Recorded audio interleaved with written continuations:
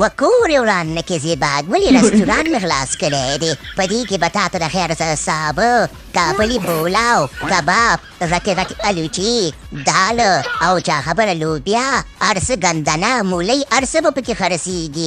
ګاک ورته پیدا کوه کور وران کې زیباګ ولې. دوبۍ تباه ده رحیم صدیقي، رستوران خو دې خلاص کو. ما ته ښکاري په دوبۍ باندې لکه چې کوم افت را روان دی ښه، خو به زه الله دې پکې برکت واچي. خبره داسې ده که نه چې د رستوران خلاصېدو نه مخکې ورته ماړوګان لوګی که سپیلني ورته لوګی که تعویضونه وکړه، تمونه پرې واچوه او ښه یو 200 ختمونه وکړه. هسې نه چې دوبۍ چپه کې د شیخان به د دې دوبۍ نه خلاص کړي. قرآن خوندي رحیم صدیقي. او بل رحیم صدیقي خیال کوه نوم خو دې پې افغان انټرنیشنل رستوران ایښی دی.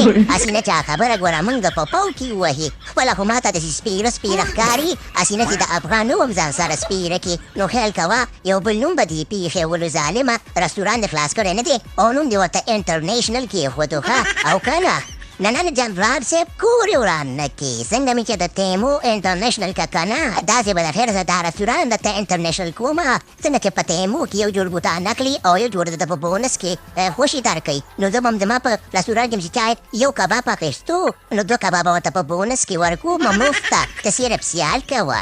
او بل زیباګ ولې په دې ډله کې راته تو هوښیاره ښکارې که نه داسې چل دی که نه چې زموږ خو دا کار نه وی دی او غریبي هم نه وي ده. ته داسې راته چل وښیه چې موږ په دې ځي باندې تقسیم کړه چې موږ څه شی کار وکړو. جنرال صاحب ته یو کار وسپاره، ما ته یې وسپاره او رحیم صدیقي ته یې وسپاره. خو رحیم صدیقي ته داسې ځای ورکړه چې ګوره هلته د خطر لږ کمې ښه.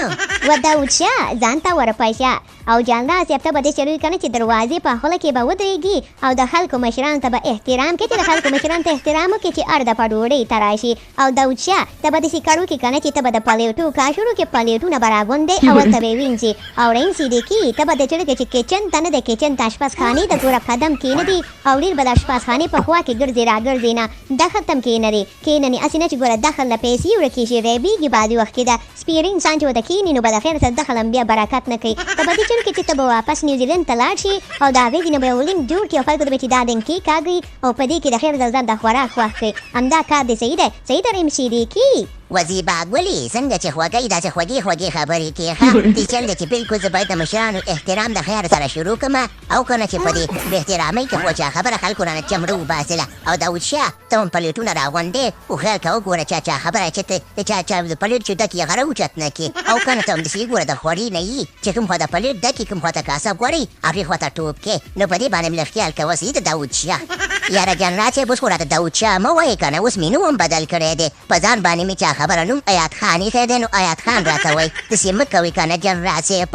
و زما داود شاه وروره، زما داود شاه ورور تباه دی. دا خو دې په ځان باندې ایات خان ایښی دی چې فتح خان هم کېدي، خو نه دي د داود شاه دي ایات خان کېږي نه هماغه داود شاه. صحیح ده که نه؟